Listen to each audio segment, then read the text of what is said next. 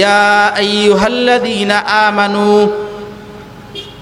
আমানু মানে যারা আল্লাহর উপরে ঈমান আনছে, রাসূলের উপরে ঈমান আনলো। আমরা আল্লাহর উপরে ঈমান আনি নাই। আমাদের আল্লাহ কয়জন? ওয়াহদাহু লা শারীকা লাহু, আমাদের আল্লাহ একজন। আপনি আর আমি এক আল্লাহর উপরে ঈমান আনলাম। আখিরি জামানার পয়গম্বর মুহাম্মদুর রাসূলুল্লাহ সাল্লাল্লাহু আলাইহি ওয়াসাল্লামের উপর ঈমান আনলাম। আল্লাহ পাক আপনাকে আর আমাকে কি সতর্ক করতেছেন? আল্লাহ তাআলা আপনাকে আর আমাকে সতর্ক কইরা বলতেছেন, হে আখিরি জামানার পয়গম্বরের উম্মত, মুসা পয়গম্বরের উম্মতেরা যেই রকম নবী মুসাকে কষ্ট দিয়ে কথা বলেছে, অন্তরের মধ্যে আঘাত দিয়ে কথা বলেছে, সাবধান, এমন কোনো ব্যবহার, এমন কোনো কথা, এমন কোনো চলাফেরা করবা না যেই চলাফেরা করার কারণে তোমার আর আমার নবীর অন্তরে কষ্ট লাগে। আল্লাহ পাক রব্বুল আলামিন এই আয়াতের মধ্যে যারা আল্লাহর উপরে ঈমান আনছে, রাসূলের উপরে ঈমান আনলো, তাদেরকে আল্লাহ বলতেছেন, ইয়া আইয়ুহাল্লাযীনা আমানুত্তাকুল্লাহ, হে ঈমানদাররা আল্লাহকে ভয় করো। কারণ কি? আল্লাহকে ভয় করার কি কারণ? ওই আয়াত নাজিল হওয়ার শানে নুজুল হইল আল্লাহর রাসূল সাল্লাল্লাহু আলাইহি ওয়াসাল্লামের একজন পালক পুত্র ছিল, যার নাম যায়েদ ইবনে হারেসা রাদিয়াল্লাহু তাআলা আনহু। ওই পালক পুত্রকে আল্লাহর নবী সাল্লাল্লাহু আলাইহি ওয়াসাল্লাম ওনার আপন ফুফাতো বোন জয়নব রাদিয়াল্লাহু তাআলা আনহার সঙ্গে বিবাহ করাইলেন।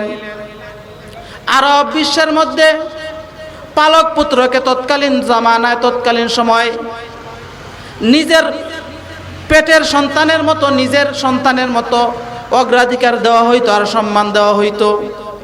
কিন্তু আমার আল্লাহর নির্ধারিত আইন আর বিধান হলো, হে পয়গম্বর, আপনাকে আমি আল্লাহ দুনিয়াতে পাঠাইলাম রহমত বানায়া। আপনার উপরে যে কোরআন নাজিল করলাম, এই কোরআনটা হলো মানবতার মুক্তির সনদ। এই সনদের মধ্যে যদি, কোরআনের মধ্যে যদি কোনো ভুল হয়, আপনার উম্মত, আমার বান্দারা চলতে বিপদগামী হয়ে যাইবে। এই জন্য এই কোরআনের মধ্যে আল্লাহ কোরআনের শুরুতে বলতেছেন আলিফ লাম মিম। ওই আলিফ লাম মিমের কোনো অর্থ নাই, আল্লাহ তাআলা ভালো জানেন। এই আলিফ লাম মিম সূরা বাকারার মধ্যে আল্লাহ বলতেছেন লা রাইবা ফি, এই কোরআনের মধ্যে কোনো ভুল নাই, কোনো সন্দেহ নাই। দুনিয়ার যত বড় বড় পণ্ডিতরা আছে, রাসূলের জামানায় ওই কোরআনের ভুল ধরার জন্য অনেক চেষ্টা করছে। অনেক আরবের জমিনে অনেক বড় বড় সাহিত্যিক ছিল, কবি ছিল, লেখক ছিল। আল্লাহ নবী জানায় দিলেন, তোমরা যদি পারো দুনিয়ার গোটা লেখক, গোটা কবি, গোটা সাহিত্যিক বসিয়া কোরআনের সব থেকে ছোট্ট সূরার নাম হইল সূরাতুল কাউসার, ওই সূরার মতো একটা সূরা বানায়া দেখাও। আল্লাহ নবী সাল্লাল্লাহু আলাইহি ওয়াসাল্লামের চ্যালেঞ্জের মোকাবেলায়, আল্লাহর কোরআনের চ্যালেঞ্জের মোকাবেলায় গোটা সারা বিশ্বে আরবের যত পণ্ডিত ছিল, সূরা কাউসারের মতো ছোট্ট একটা সূরা বানাইতে পারে নাই। চ্যালেঞ্জ দেওয়ার পদ্ধতি ছিল আরবের জমিনে কিরকম? বায়তুল্লাহ মানে কাবা শরীফের মধ্যে চ্যালেঞ্জ দিয়া পোস্টার বা ব্যানারের মতো লটকায় রাখতে হয়। যদি কেউ চ্যালেঞ্জের মোকাবেলা করতে পারে, এর মতো সূরা বানাইবে, কবিতা বানায়া নিচে তার নামটা লেখা দিবে। কিন্তু কোরআন যখন চ্যালেঞ্জ করলো, যদি কোরআনের মতো সব থেকে ছোট্ট একটা সূরা, সূরাতুল কাউসারের মতো একটা সূরা বানাইতে পারো, বানায় দেখাও। সারা আরব গোষ্ঠী মিলেয়াও একটা সূরা বানাইতে পারে নাই। তারপর এটার নিচে দিয়া লিখতে বাধ্য হইছে, এটা কোনো মানুষের কালাম নয়।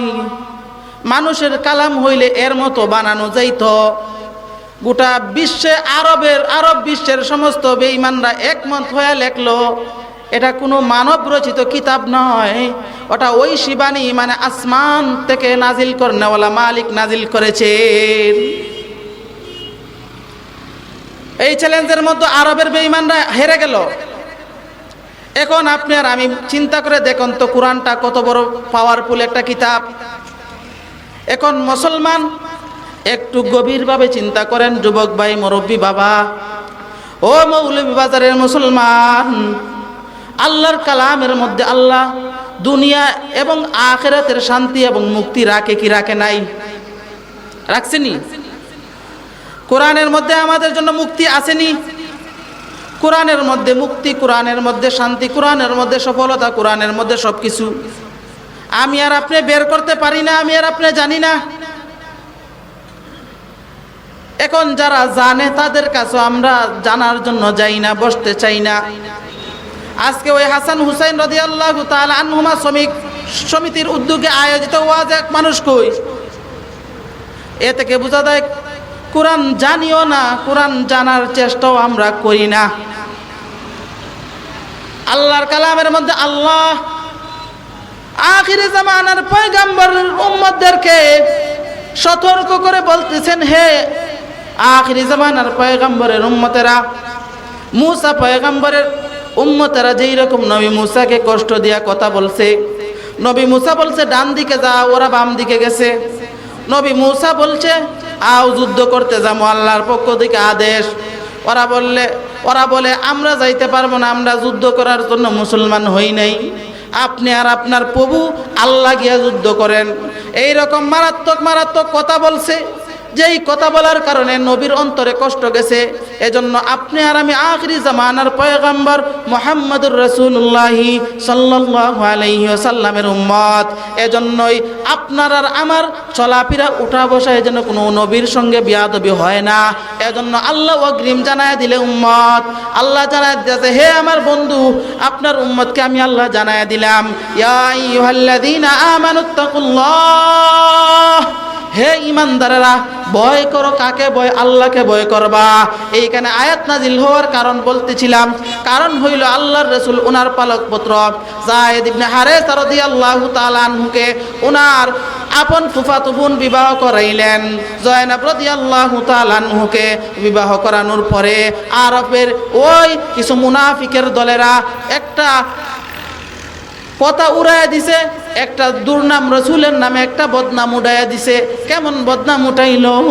বলে মুহাম্মদ আপন ছেলের মতো মর্যাদা দে ওই পালক পুত্র জায়েদকে নিজের ফুফাতো বোনকে বিবাহ দিল। কিছুদিন পরে বিবাহটা ভাঙ্গা গেল। বিবাহ ভেঙ্গে গেল, কারণটা হইল আমার আল্লাহর পূর্বে এটা পরিকল্পনা ছিল। কারণ নবীকে দিয়া দুনিয়ার মানুষকে এমনভাবে শিক্ষা দিতে চান যেই শিক্ষার মধ্যে কোনো ভুল থাকতে পারে না। এই জন্য আরবের মানুষ পালক পুত্রকে নিজের ঔরসজাত, নিজের পেটের সন্তানের মতো মনে করত। এই জন্য আল্লাহ চাইলেন নবীকে দিয়া এই ভুল ধারণাটা যখন ভেঙ্গে যায়, ভুল ধারণা যেন মানুষের উপরে না থাকে, মানুষের মনে না থাকে। পালক পুত্র নিজের ঔরসজাত পুত্র পেটের সন্তানের মতো হইতে পারে না, ওরা মনে করে হইতে পারে না। এইটা বোঝানোর জন্য হারেসের বিবাহ আল্লাহ তাআলা বাইগা দিলেন। হারেসে ওনার ফুফাতো বোনকে তালাক দিয়া দিল। আল্লাহর নবীর ফুফাতো বোন জয়নাব রাদিয়াল্লাহু তাআলা আনহুকে তালাক দেওয়ার পর আল্লাহ আদেশ করলেন, নবী আপনি নিজে বিবাহ করেন। এখন নবী কিরকম বিবাহ করেন? আরবের মধ্যে পালক পুত্র নিজের পুত্রের মতো, নিজের সন্তানের বউকে বিয়া করা যায়নি, যায় না। এখন আরবের মানুষ হাসি ঠাট্টা শুরু করলো। মুনাফিকের দলেরা পাইল একটা রাস্তা, এই মুহাম্মদরে এখন পচানোর একটা সময় আসছে। এখন মুহাম্মদ বলতেছে তার পালক পুত্রর স্ত্রী ওই স্ত্রীকে বিবাহ করবে। কত বড় পাগল! নাউজুবিল্লাহ। আমার আল্লাহ ওইটা বুঝাইতে চান, নবী আপনি বিবাহ করেন আপনার পালক পুত্র জায়েদের স্ত্রীকে। কারণ কি? ওই গোটা আরব বিশ্বের মানুষ মনে করে পালক পুত্র ঔরসজাত পুত্রের সমমূল্য মর্যাদা পায়, কিন্তু আমি আল্লাহ কোরআনে এইরকম পালক পুত্রকে ঔরসজাত পুত্রের মতো সম্মান দেই নাই। এইটা বুঝাইবার জন্য আপনি পালক পুত্র স্ত্রীকে বিবাহ করেন। আর যদি আপনি নবী ওই আপনার পালক পুত্রের স্ত্রীকে বিবাহ করে ফেলেন, গোটা দুনিয়ার মানুষ কিয়ামত পর্যন্ত জানবে পালক পুত্র আর নিজের পেটের পুত্র সমান হইতে পারে না। এই কথাটা বুঝাইবার জন্য আল্লাহ ওই আয়াত নাজিল করলেন। সূরা আহজাবের 36 নম্বর আয়াতের মধ্যে 37 নম্বর আয়াতের মধ্যে আল্লাহ ওই ঘটনাটা বলছেন। জায়েদের বিবাহ কি রকম হইল, কিভাবে ভাঙলো। ওই কথা বলার পরে আল্লাহ সূরা আহজাবের ৭০ নম্বর আয়াতে ওই মুনাফিকদের সঙ্গে সঙ্গে কিছু সরল মুসলমানও রসুলের বিরুদ্ধে যাওয়া শুরু করলো, রসুলের বিরুদ্ধে কথা বলা শুরু করলো। ওই রসুলের বিরুদ্ধে কথা বললে যে কোনো মুসলমান হোক তার ঈমান আমল ধ্বংস হয়ে যাবে। যেন মুসলমান আল্লাহর উপরে ঈমান আনলো, রসুলের উপরে ঈমান আনার পরে যেন তার আমলটা নষ্ট না হয়, এই জন্য আপনার মালিক আর আমার মালিক আসমানের মালিক রব্বুল আলামিন রসুলকে দিয়া পালক পুত্রর স্ত্রীকে বিবাহ করাইলেন, আর দুনিয়ার মানুষকে জানায় দিলেন পালক পুত্র আর নিজের পেটের ঔরসজার পুত্র সমান হইতে পারে না। এই বিবাহ করার পরে আরবের বেঈমানরা মুনাফিকরা বলে মুহাম্মদের নিজের ছেলে স্ত্রীকে বিয়ে করছে, কি একটা মজার কাহিনী।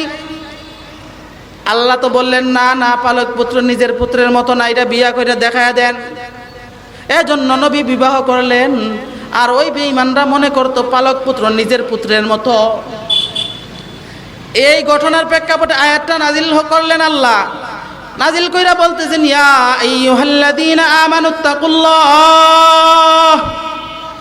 হে ঈমানদারেরা আল্লাহকে ভয় করো, রাসূলের বিরুদ্ধে এমন কোনো কথা বলবা না যে কথার কারণে নবীর অন্তরে কষ্ট যায়।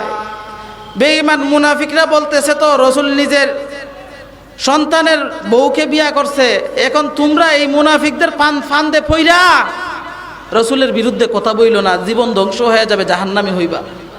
এজন্য এটা বুঝাইবার জন্য এই আয়াতটা আল্লাহ নাজিল করলেন। তারপরে আল্লাহ বলতেছেন ওয়াকুলু কাওলান সাদীদা, এবং সত্য কথা বলো। সত্য কথা বললে কি হবে? আজকে আমাদের সমাজের মধ্যে সত্য কথা বলার খুব অভাব, মানুষ সত্য কথা বলতে চায় না, মিথ্যা বলতে আগ্রহী। মিথ্যা কেউ টাকা না দিলেও মিথ্যা বলে, সত্য কথা টাকা দিয়ে বলাইতে হয়, এমন অভাব হয়েছে, সত্য কথা মানুষ বলতে চায় না। এজন্য আল্লাহ বলে হে ঈমানদারেরা ইয়া আইয়ুহাল্লাযীনা আমানুত্তাকুল্লাহ, হে ঈমানদারেরা আল্লাহকে ভয় করো, ওয়াকুলু কাওলান সাদীদা, এবং সত্য কথা বলো। সত্য কথা বললে, আল্লাহকে ভয় করলে কি হবে? এরপরের আয়াতে আল্লাহ পুরস্কারের কথা বলতেছেন। এই দুইটা যেন বললেন ইয়া আইয়ুহাল্লাযীনা আমানু ইত্তাকুল্লাহ, মানে আল্লাহর ভয়, এটাকে তাকওয়া বলা হয়। তাকওয়া, এই তাকওয়াটা আমার হাতে থাকে না, পায়ে থাকে না, জবানে থাকে না, চৌকে থাকে না, এটা থাকে অন্তরে। ওই তাকওয়া থাকে মানুষের অন্তরের ভিতরে। তাকওয়া দেখা যায় না, এজন্য আল্লাহ বললেন আল্লাহর ভয় করতে হবে। ভয় করতে হলে তাকওয়ার প্রয়োজন, আর তাকওয়া করতে হলে নিজে নিজে তাকওয়া করা যাবে না, নিজের ভিতরে তাকওয়া আসবে না। খাঁটি একজন আল্লাহর ওলির হাতের মধ্যে বায়াত গ্রহণ করে মারিফতের সবক নিতে হবে। দুনিয়া এবং আখিরাত কিরকম উজালা করা যায় এই আমল নিয়ে তুমি চলতে হবে। এজন্যই হাদিসের মধ্যে পাওয়া যায়, বলা হয় মার প্রত্যেক বস্তুর একটা গোডাউন থাকে, একটা খাজানা থাকে, একটা কোম্পানি থাকে। আর মারিফতের কোম্পানি হইল আল্লাহর ওয়ালিদের অন্তর।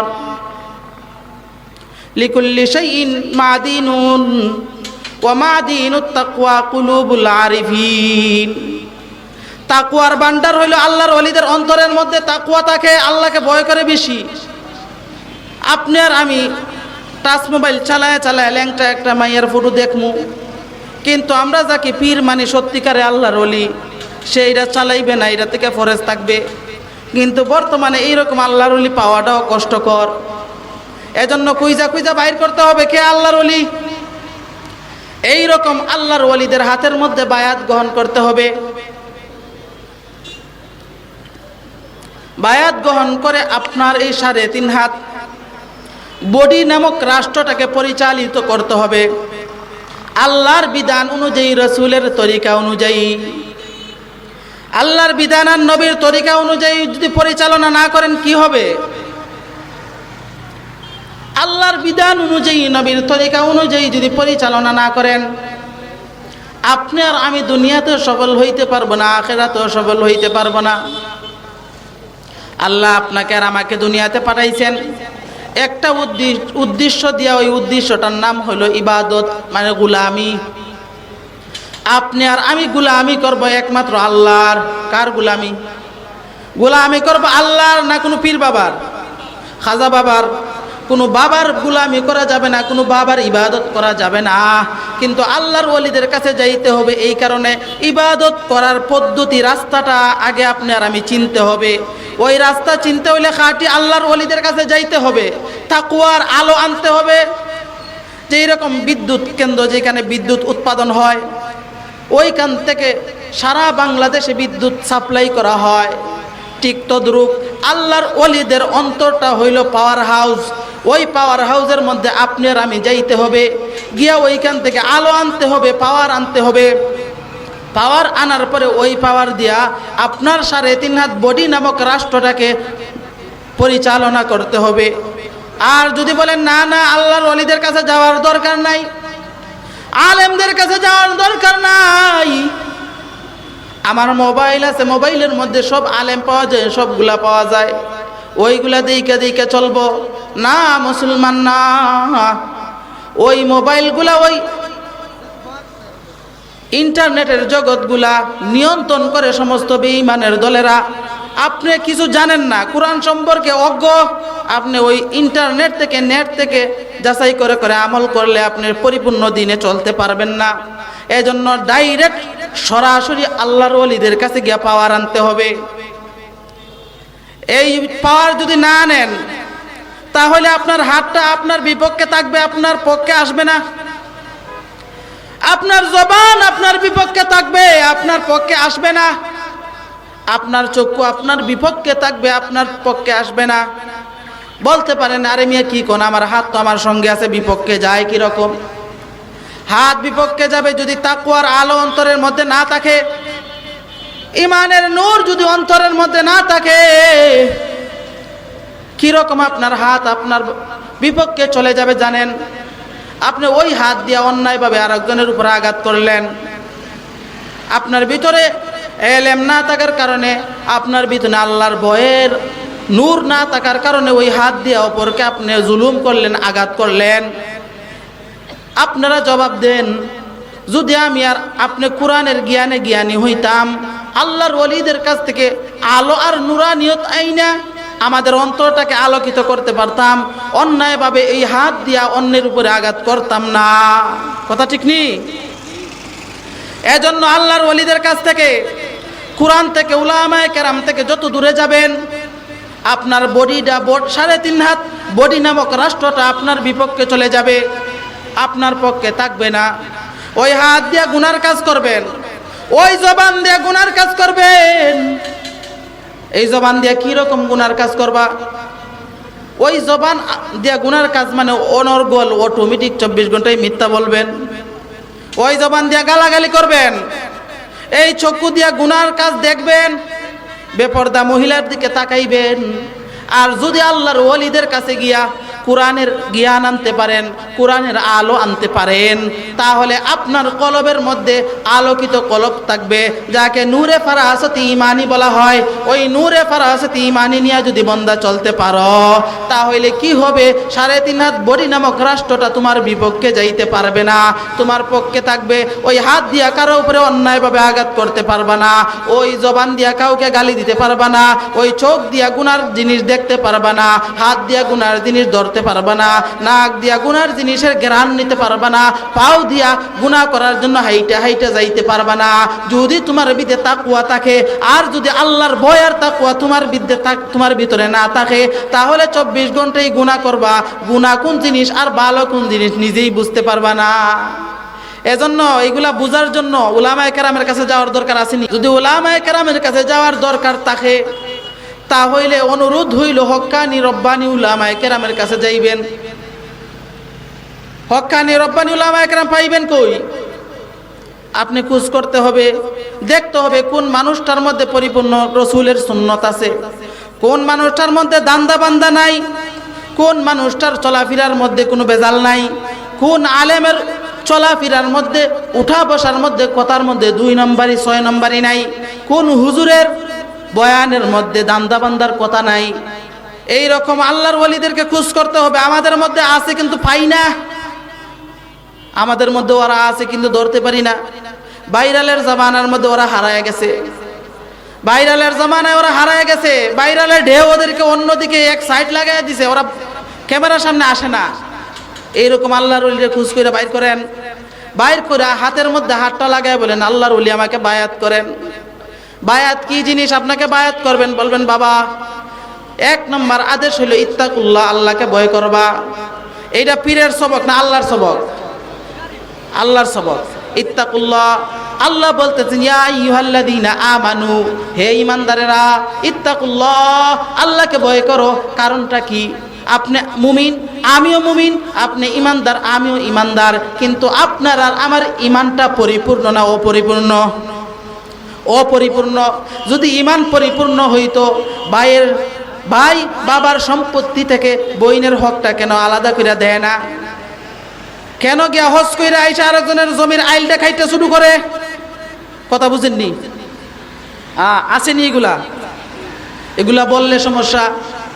যেই হুজুরে এইরকম কথা বলে ওই হুজুরের উপরে আক্রমণ। স্টেজে উঠার পরে বলে হুজুর কোরআনের পক্ষে বয়ান করবেন, মানে কোরআনের বয়ান করবেন, রাজনীতি করবেন না, কোরআনের মধ্যে যা আছে তা বয়ান করেন, অন্য কিছু কইরেন না।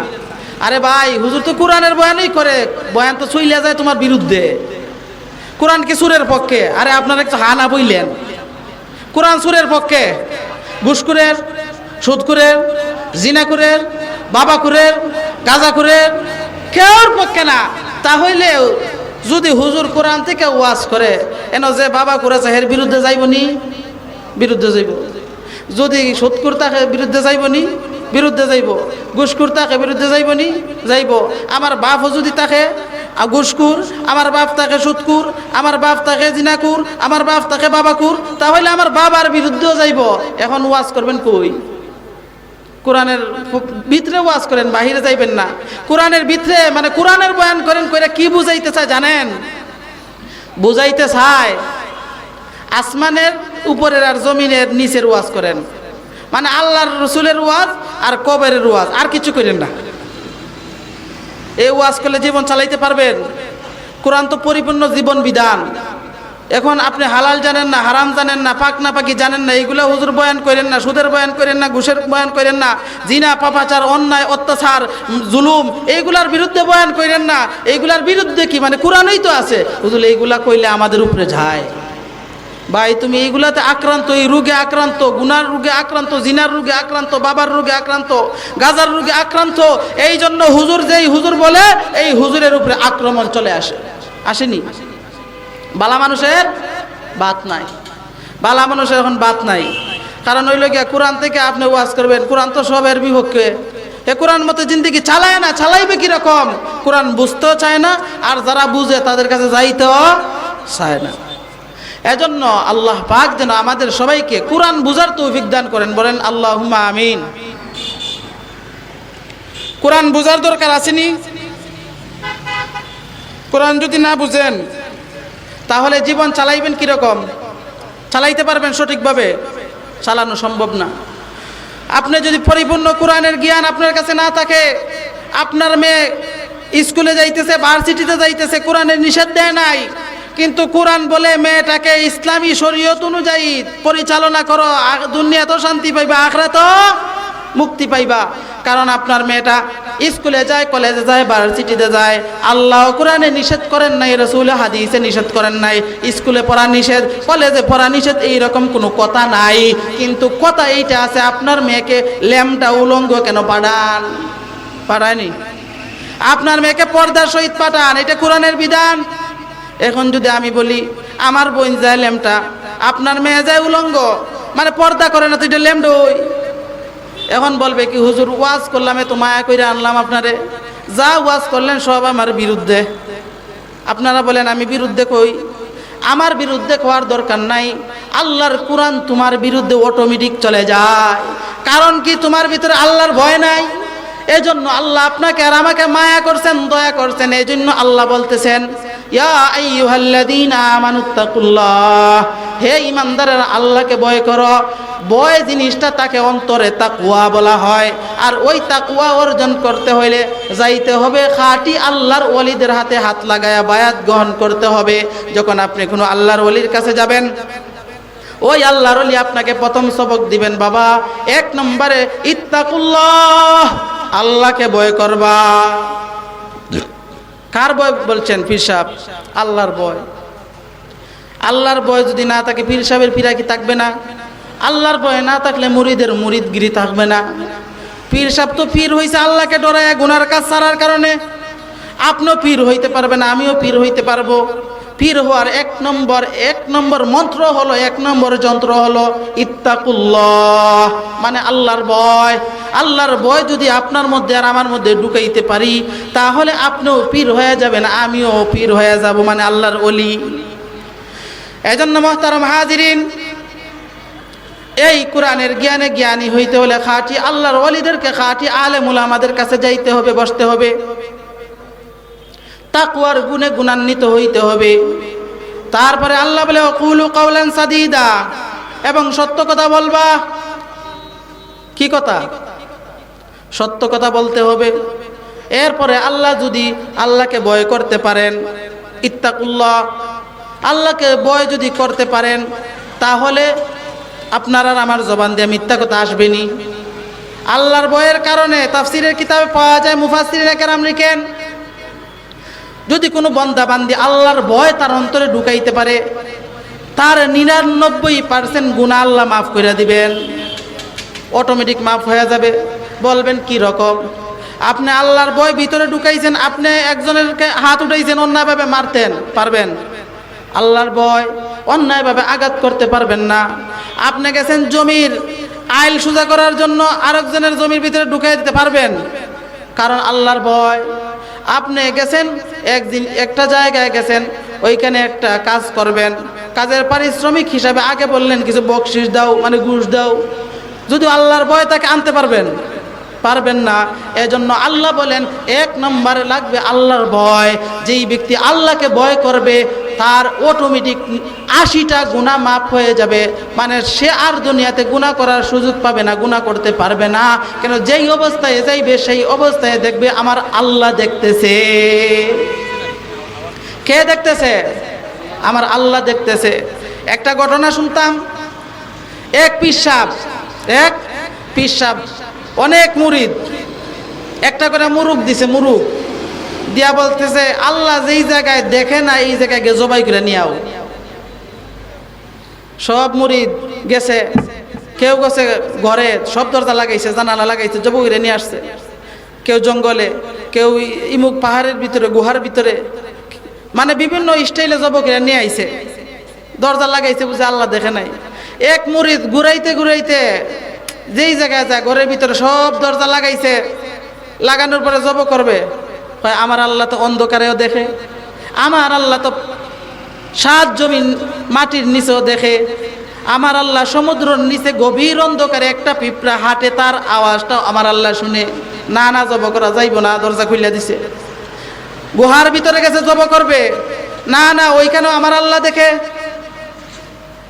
যেই জায়গার মধ্যে যায় জবাই করতে পারে না, কারণ কি? তার মধ্যে একটা ভয়। ওই ভয়টার নাম কি? আমার আল্লাহ দেখে। এই জন্য সব মুরিদে জবাই করছে, এই মুরিদে জবাই করতে পারে নাই। পীর সাহেবের দরবারে নিয়ে আইছে, বলতেছে হুজুর আমি জবাই করতে পারি নাই। কেন পারো নাই? আমি যেই জায়গায় যাই ঘরের সব দরজা লাগাইলাম, জানালা লাগাইলাম, লাগাই জবাই করবো, এই মুহূর্তে মনে হয়ে গেছে হায় রে হায়, 7 জমিন মাটির নিচেও তো আমার আল্লাহ দেখে, তাহলে আমার ঘরের ভিতরেই তো দেখবে।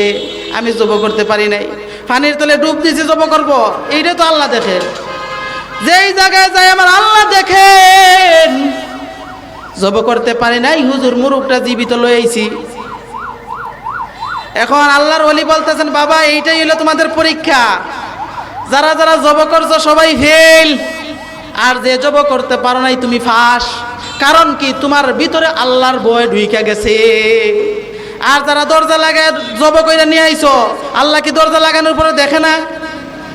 এইখান থেকে একটা কথা বুঝতে পারেন, একটা যুবতী মেয়ে আর একটা যুবতী ছেলে একটা ঘরের ভিতরে আছে, সব দরজা লাগাই দিল, গুনার কাছে লিপ্ত, আমার আল্লাহ দেখেনি। সাবধান সাবধান যুবক ভাই, কোনো অবস্থাতেই গুনাহ করার কোনো সুযোগ নাই। দরজা লাগায় গুনাহ করো, আল্লাহ দেখে। একা একা রুমের মধ্যে আসো, মোবাইলের মধ্যে গুনাহ করতেছো, তাও আমার আল্লাহ দেখে। যেই দুনিয়ার যেই কোনো জায়গায় যাও না কেন, আমার আল্লাহর দৃষ্টির আড়াল থেকে তুমি পালাইতে পারবা না। ফাআইনামা তুওয়াল্লু ফাসাম্মা ওয়াজহুল্লাহ। আমার আল্লাহ সব কিছু দেখে, চতুর্দিকে দেখে। ইমাম আজম আবু হানিফাকে মনে হয় এইরকম জিজ্ঞাসা করা হয়েছিল, না হয় খাজা মঈনুদ্দিন আজমিরি রহমতুল্লাহ আলাইহিকে জিজ্ঞাসা করা হয়েছিল। একটা ঘটনা, এক নাস্তিক জিজ্ঞাসা করে খাজা মঈনুদ্দিন আজমিরি রহমতুল্লাহ আলাইহিকে, যিনি ওই ভারতের আজমির শরীফে ঘুমায় আছেন। খাজা মঈনুদ্দিন আজমিরি রহমতুল্লাহ আলাইহিকে বলে, আল্লাহর ওলি,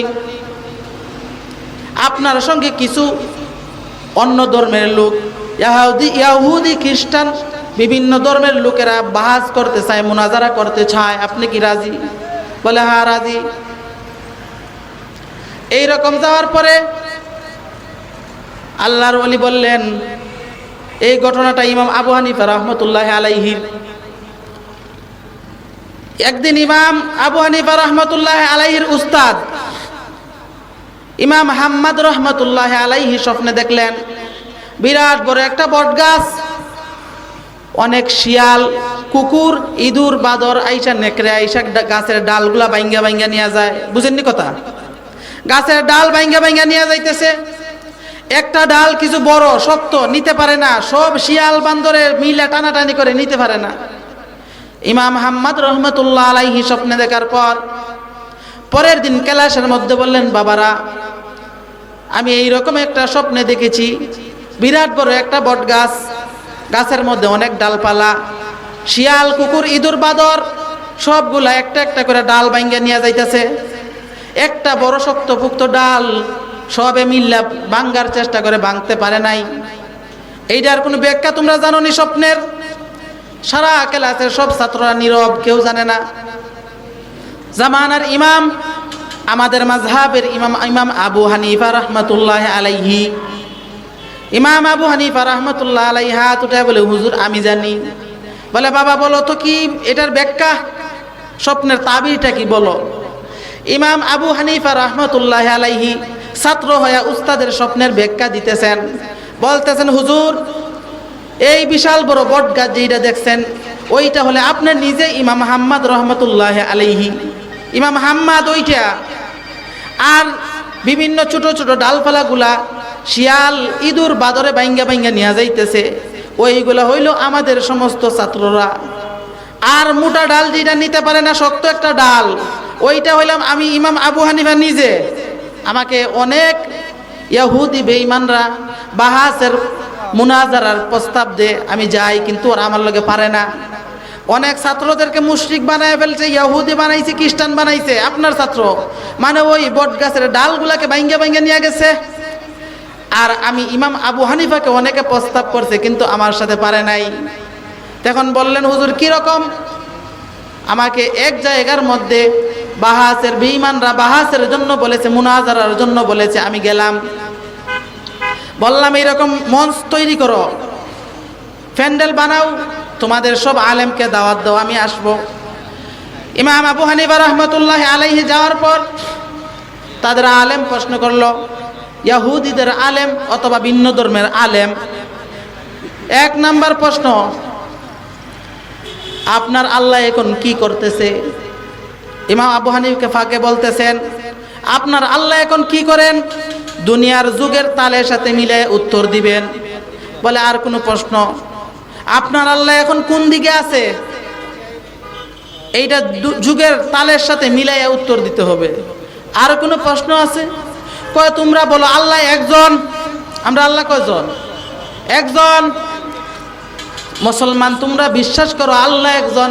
ও আবু হানিফা, যুগের সঙ্গে মিলাইয়া উত্তর দিতে হবে, আল্লাহ একজন, কি রকম প্রমাণ দিবা? বলে, আর কোনো প্রশ্ন? কয়, জান্নাতের মধ্যে শুনলাম তোমরা, তারা তো বলে নরক, স্বর্গ আর নরক, তোমাদেরকে জান্নাতে ফল খাওয়ানো হবে, বিভিন্ন জাতের খাবার দেওয়া হবে, এক জাতের আইটেম খাইবা, সারা জীবন মজা যাইবে না, বিষয়টা কি দুনিয়ার সঙ্গে মিলায় দিবা? ও ঠিক আছে।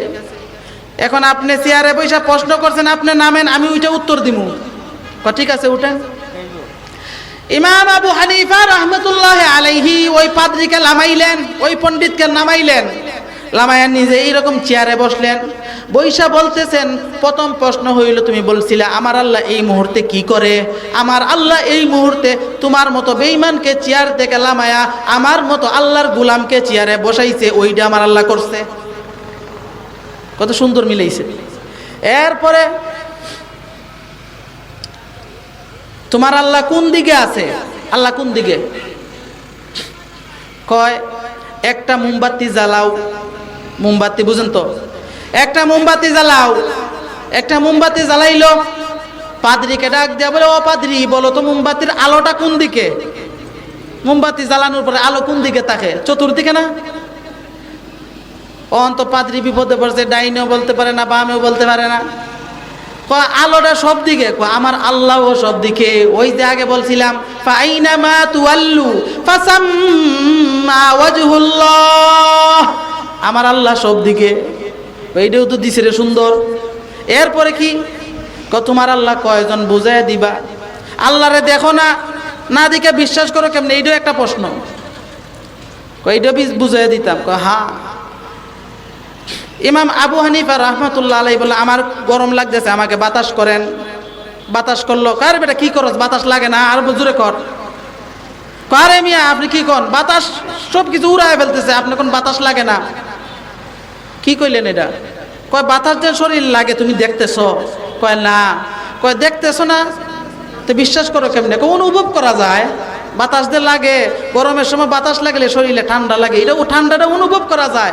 আরে গাধা, যদি বাতাস দেখা যায় না বিশ্বাস করা যায়, ঠিক তদ্রূপ আমার আল্লাহ আসমান বানাইলেন, জমিন বানাইলেন, লৌহ কলম সবগুলা বানাইলেন, ওই আল্লাহকে দেখা যায় না, কিন্তু চন্দ্র দেখে, সূর্য দেখে, সাগর দেখে, নগর দেখে, পাহাড় পর্বত, লৌহ কলম সবগুলা দেখে আমার আল্লাহকে অনুভব করা যায়। বলেন না সুবহানাল্লাহ? না রে, যুগের তালে মিলাইয়া দিছে। এখন কি?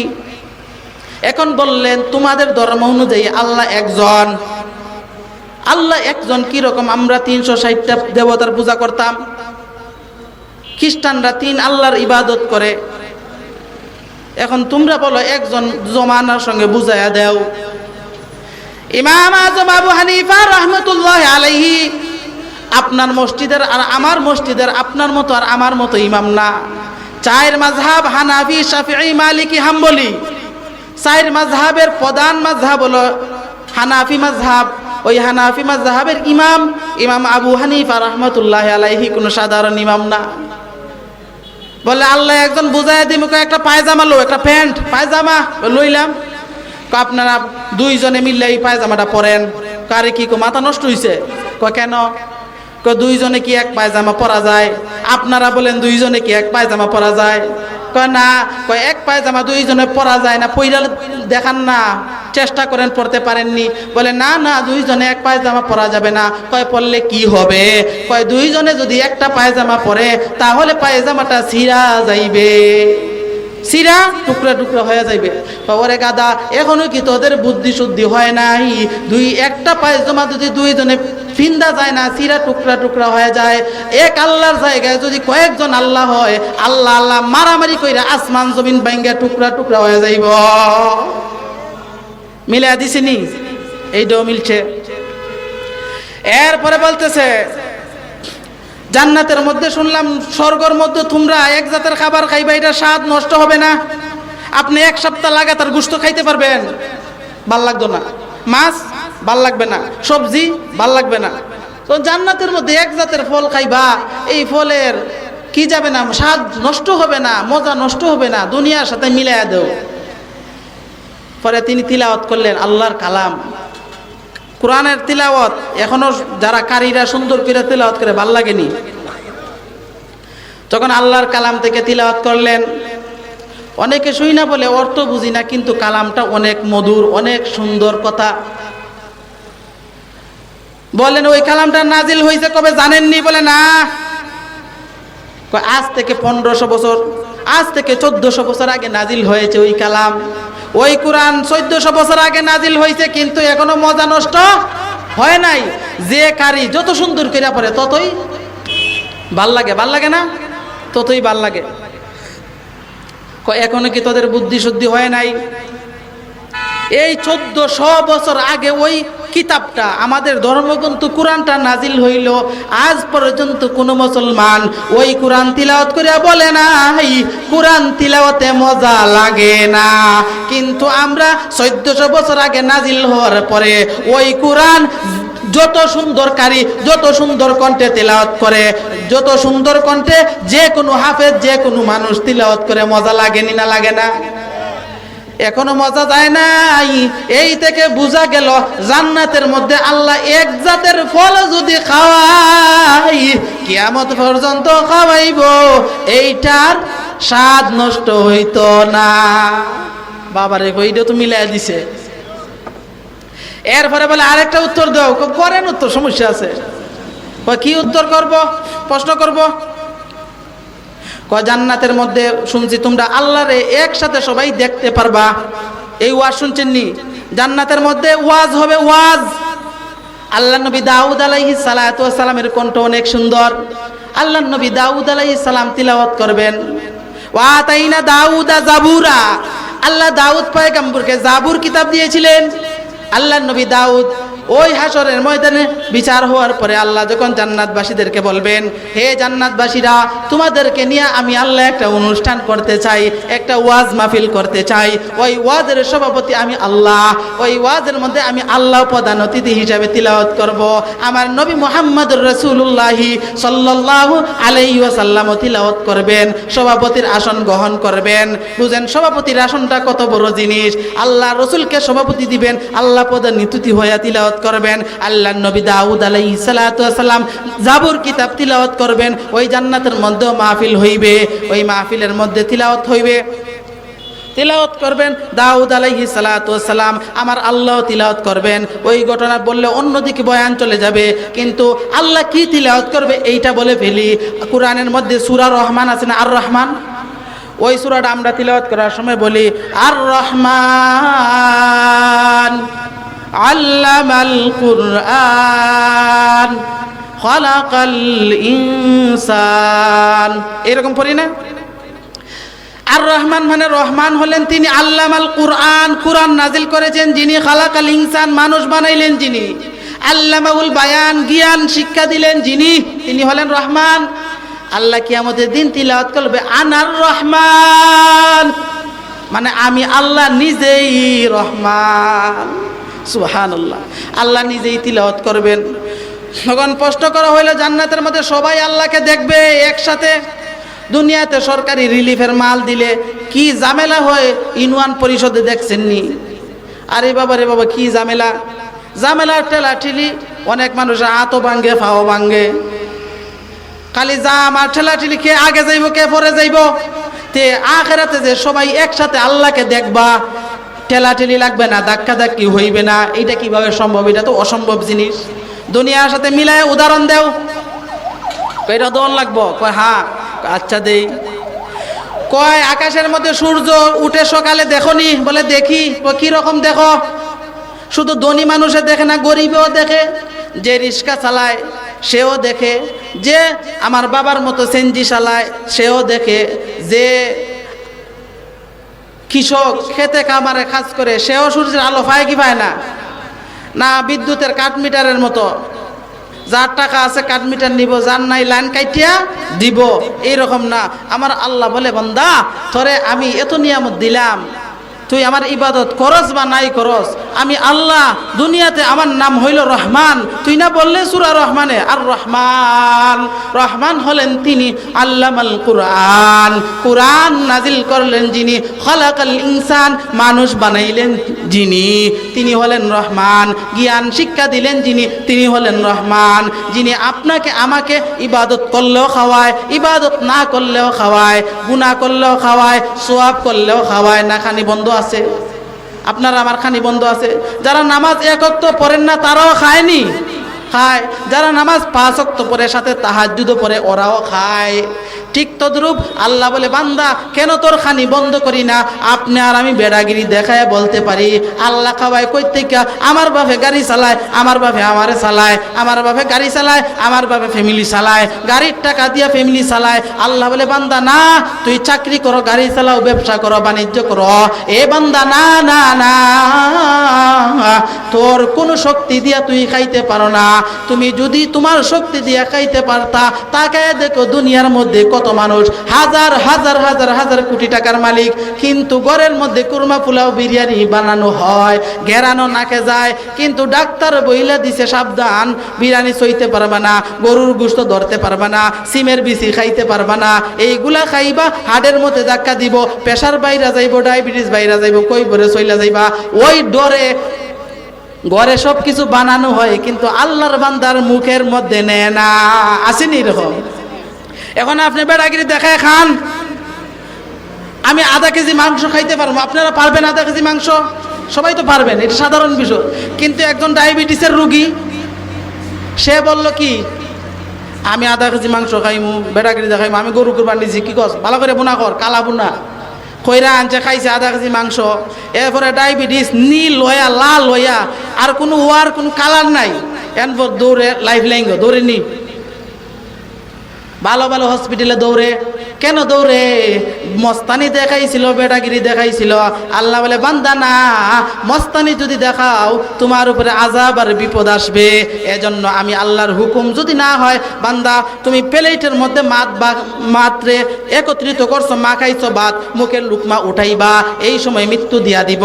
যে এরকম সাদ্দাত জান্নাত বানাইছিল, পাও ঢুকাইবার আগে আমি আজরাইলকে বলছি আজরাইল ধর, আর তার শোকের জান্নাতে ঢুকতে দিও না। ঠিক তদ্রূপ বান্দা বান্দি যত বেটাগিরি আর বাহাদুরি আর মাস্তানি দেখাইবা, আমি আল্লাহর হুকুম যদি না হয়, এই লুকমাটা বানানো লুকমা তোমার মুখে যাইতে পারবে না। এটাই হলো আল্লাহ তাআলার কি বরত্ব। আল্লাহ তাআলা সবচেয়ে বড়, আল্লাহ তাআলা সবচেয়ে বড়, আল্লাহ তাআলা সবচেয়ে বড়। সবচেয়ে বড় না বড় না? তখন বলল মিলায় দেও সে উদাহরণ। দুনিয়ার মধ্যে মানুষ কোনো কিছু রিলিফের জিনিস বাড়তে গেলে ধাক্কা ধাক্কির ঠেলায় মানুষ মইরাও যায়, হাতও ভাঙ্গে, পাও ভাঙ্গে। আর জান্নাতের মধ্যে ওয়াজ হইব, সভা হইব, আর তোমরা সবাই মিললে আল্লাহর দেখবা, ধাক্কা ধাক্কি হইতো না। এইটা আমরা বিশ্বাস করি না। দুনিয়ার তালের সঙ্গে মিলে উদাহরণ দাও। তখন ইমাম আজম আবু হানিফা রাহমাতুল্লাহি আলাইহি ডাক দিয়া বলেন, ওরে বেকল, এখনো কি তোর জ্ঞান হয় নাই, বুদ্ধি শুদ্ধি হয় নাই? তোর আর বুদ্ধি কবে হবে? ওই সূর্য যেই রকম ধনীর ঘরের মধ্যে সূর্যের আলো যায়, গরিবের ঘরের মধ্যে সূর্যের আলো যায়, হিন্দুর ঘরের মধ্যে সূর্যের আলো যায়, মুসলিমের ঘরের মধ্যে সূর্যের আলো যায়, ঠিক তদ্রূপ সূর্য দেখতে গিয়ে আজ পর্যন্ত কোনো মানুষ মারামারি করে মরছিনি। সূর্যের আলো আমার বাড়ি যায় না, সরকার একটা কোনো বিচার দিছেনি? দেয় নাই। কারণ কি? সূর্যের আলো আল্লাহ এমনভাবে বানাইলেন সবাইয়ের ভিতরেই যায়, সবাইয়ের ঘরের মধ্যেই যায়। সূর্যের আলো নিয়ে দুনিয়ার মানুষ যেই রকম কোনোদিন মাইর করে নাই, ধাক্কা ধাক্কি কইরা কেউ মারা যায় নাই, ঠিক তদ্রূপ সূর্যের মতো আমার আল্লাহকে জান্নাতে দেখব, আমার আল্লাহকে দেখতে গিয়া কোনো জাতাজাতি ঠেলাঠেলি হইতো না। দুনিয়ার সাথে মিলাইয়া দিছিনি? এইরকম ইমাম আজম আবু হানিফা রাহমাতুল্লাহি আলাইহি 4 মাযহাবের প্রধান মাযহাব। আমরা যেই মাযহাব মানি, মাযহাব ছাড়া আপনি পরিপূর্ণ দিন মানতে পারবেন না, হক্কানি আলেম উলামা ছাড়া পরিপূর্ণ দিন মানতে পারবেন না। এই জন্য আপনারা আমার ওই 3.5 হাত বডির মধ্যে যদি আল্লাহর ভয় না ঢুকাও, তাহলে ওই হাত কখনো আপনার পক্ষে আসবে না। হাত খালি যাইব চুরি করার দিকে, হাত যাইব আরো বেটার প্যাকেট মারার দিকে, হাত যাইব আরো বেটার মোবাইল কীরকম চুরি করতে পারেন, টাকা কীরকম মারতে পারেন, এইরকম বুজুর্গের দিকে হাত যাইব। আর যদি আল্লাহর ওলিদের কাছে হাত দিয়া কোরআনের নূরে, হাদিসের নূরে, রাসূলের তরিকায় আল্লাহর পথ